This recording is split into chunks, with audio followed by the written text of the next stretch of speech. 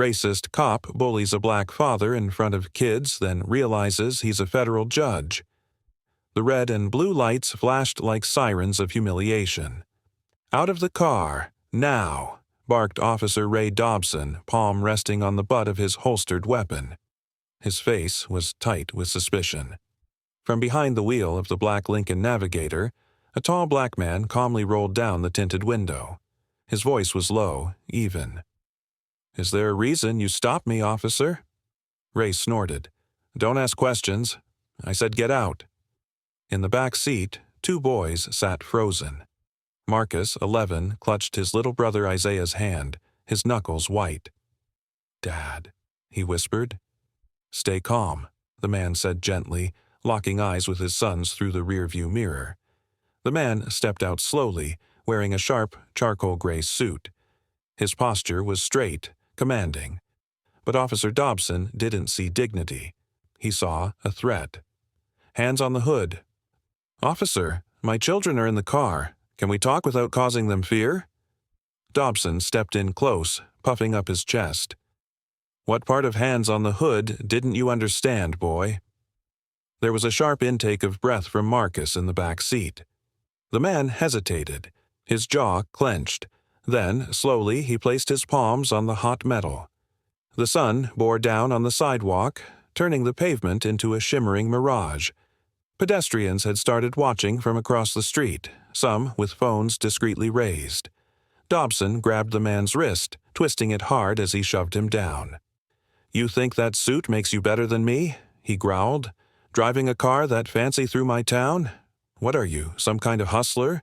Drug money pay for this?" The man grunted at the pressure but didn't resist. "My name is Nathaniel Reed," he said through clenched teeth. "My credentials are in the glove compartment. You might want to look before you embarrass yourself further." "Oh, you threatening me now?" Dobson barked, stepping back and drawing his taser. The children screamed from the car. "No!" Marcus cried. "He didn't do anything." "Step back!" Dobson shouted.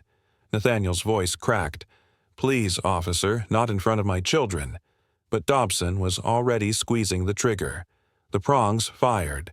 Nathaniel's body jerked violently as electricity surged through him. He collapsed to the pavement, groaning. Isaiah's screams shattered the afternoon stillness. The crowd gasped. A woman shouted, "He wasn't resisting." Another man began recording openly. "That's Judge Reed," he said. "I've seen him on the news." Dobson froze. "Judge?" His heart began to thud in his chest, suddenly not with authority but panic. He rushed to the fallen man, yanking the wallet from his back pocket. Federal ID, U.S. District Court. The Honorable Nathaniel T. Reed.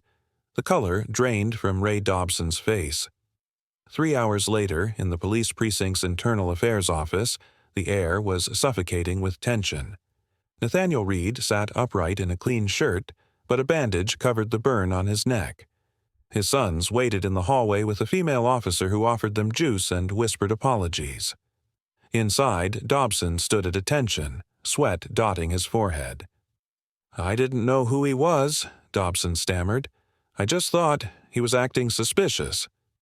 "You thought a black man in a nice car was suspicious," Nathaniel cut in, his voice now cold, surgical, while his children sat quietly in the back seat. "You saw a father and turned him into a suspect." I made a mistake." "No, you made a decision." Nathaniel stood. "And now I'm making one." He placed a small flash drive on the table. "Your dash cam captured everything. But it won't matter. You see, Officer Dobson, I've been quietly investigating systemic profiling in this precinct for over a year. Today, you just gave me a final puzzle piece by tasering it into my chest." The IA captain's eyes widened. "Wait, you're already investigating us?" Nathaniel nodded. 6 complaints from minority residents. No body cam footage ever submitted. False charges filed. All leads point to internal cover-ups. Your officer just turned the spotlight on the whole department." Dobson staggered. "You set me up."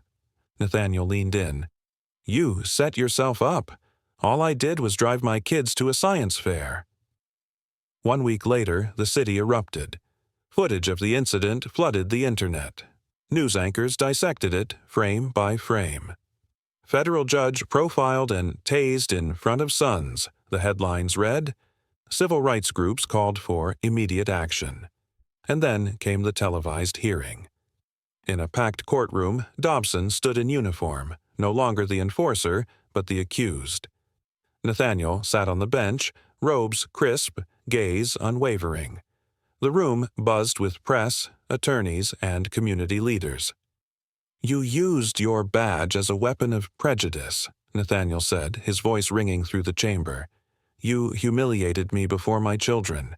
You escalated without cause. But worst of all, you confirmed what so many already fear, that justice is applied differently based on the color of one's skin."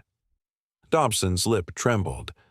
I didn't mean—" "You meant every word." The gavel cracked down.